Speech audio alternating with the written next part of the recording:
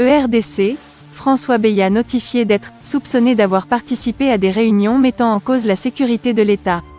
Arrêté, Manu Militari, et auditionné le samedi 5 février, François Beya, le conseiller spécial du chef de l'État en matière de sécurité, a passé sa première nuit dans le cachot de l'Agence nationale de renseignement, ANR.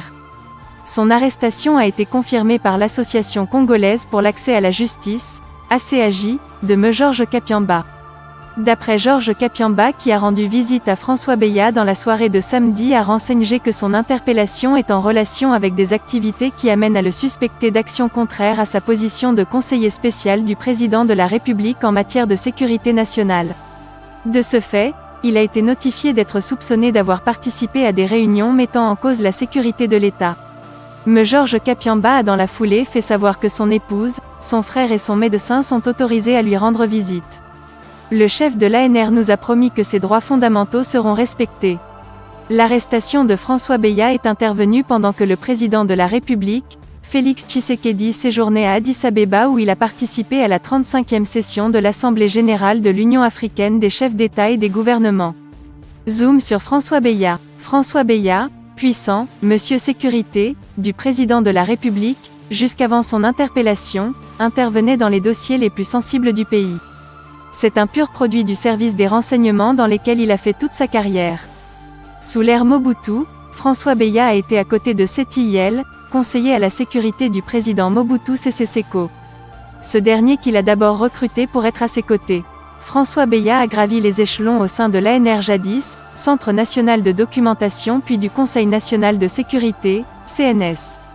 Il a dirigé le cabinet d'Honoré Ngebanda, l'un des plus fidèles sécurocrates de Mobutu avant la chute de ce dernier en 1997. Beya a été au Shin Bet en Israël où il était le contre-espionnage israélien. Il a multiplié les formations et développé son réseau en Europe et aux États-Unis. Sa dernière formation remonte entre 2009 et 2011 en Virginie dans la National Defense University des USA. À l'arrivée de Laurent-Désiré Kabila, il est allé en exil en Europe. À Kinshasa, sa résidence de Binza a été attaquée et occupée par des soldats de la rébellion du président Laurent-Désiré Kabila. Il revient au pays peu de temps après. Il devient directeur de cabinet de l'administrateur général de l'ANR, Didier Kazadi Nyembo qui en fait, sur recommandation de ses contacts, l'a adoubé.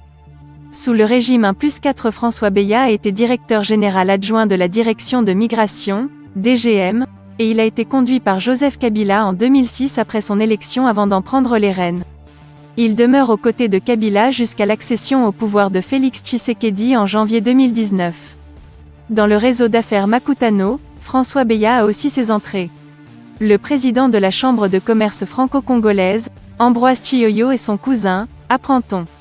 Jeune Afrique révèle que son cousin est marié à Nicole Soulou, fondatrice du réseau d'affaires Sultani Makutano et gérante de l'hôtel Sultani, où Beya possède des bureaux. Selon ce magazine, c'est en partie grâce au carnet d'adresses de Beya que ce think tank a construit son succès. La même source renseigne que le grand frère de Beya, Constantin Tshiyombo, ancien banquier basé à Kigali rentré au pays peu après l'arrivée de l'AFDL, a été nommé le 14 juillet 2021 à la tête du conseil d'administration du Fonds pour la promotion de l'industrie, FPI, par le ministre de l'Industrie, Julien Paluku Kahongya. Ce conseiller spécial du chef de l'État, Félix Tshisekedi, a joué un rôle essentiel dans la mise en place de l'Union sacrée de la nation.